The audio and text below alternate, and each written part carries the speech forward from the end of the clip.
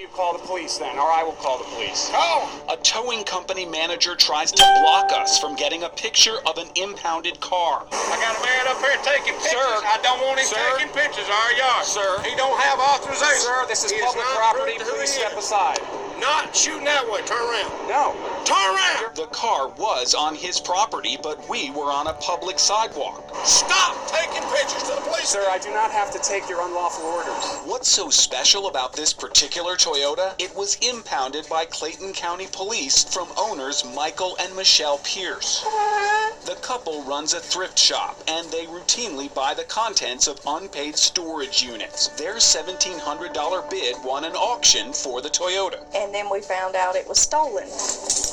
They immediately called 911 and turned the Toyota over to police. But when Michael and Michelle discovered no one had a claim on the car, they went back to the Clayton County Police Department and got this signed release from impound. Part of the procedure was to run the history of the vehicle, and it was clean and clear. Of course, that's why we got the T-22, the title bond, and Clayton County released it to us. Then they got a call from Clayton County Detective Randy Brashears. He put the car back on the stolen list and demanded they hand it over again. They called and said they made a mistake by releasing it to me, and that they was going to lock me up if I did not give it back. An army of cops showed up at the couple's store We even got a tag and title bonded and everything. and took the car away on a rollback. That was July of 2015 when they called the 11 Alive investigators. We sent an email to Detective Brashears. It's not clear what crime Michelle Pierce would have violated or why the threat of arrest was necessary for what would appear to be your department's mistake. What did I do? Just days later, Detective Brashears went back to the Pierce's shop with more officers. They came in here and snatched me up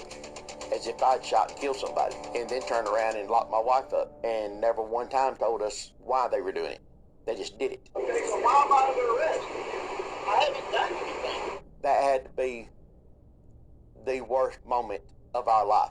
It was just a nightmare from there on. I'm sitting there pleading with the detective, and I'm telling him, I'll get Brendan not to air the interview where we're asking for the money back. They were both jailed for auto theft, and Michelle was also charged with felony forgery. Trying to tell people, hey, I'm in here and I didn't do nothing wrong, you feel stupid, so you just shut your mouth and sit there. When we went to see the judge, they shackled us like we were criminals. When they made bail, another Clayton County police officer met the couple in a Walmart parking lot. You got blue collar crime, and you got straight up like murder, rape. We can't help you with them kind of charges. See that for this?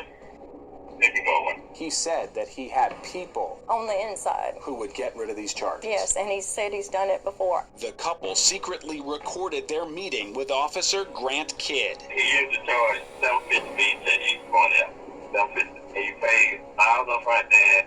The rest of you pay after they go away. This police officer was telling you if you paid him $1,500, the charges would disappear. Yes. If it don't go away, if it go out to the grand jury, and you get your money back. Clayton County immediately fired Officer Kidd, and then the FBI arrested him for soliciting a bribe from the Pierces. The DA then dismissed the case against Michael and Michelle, saying the car was legally purchased at auction, and there is no evidence beyond a reasonable doubt that the defendant sought to defraud anyone. At the end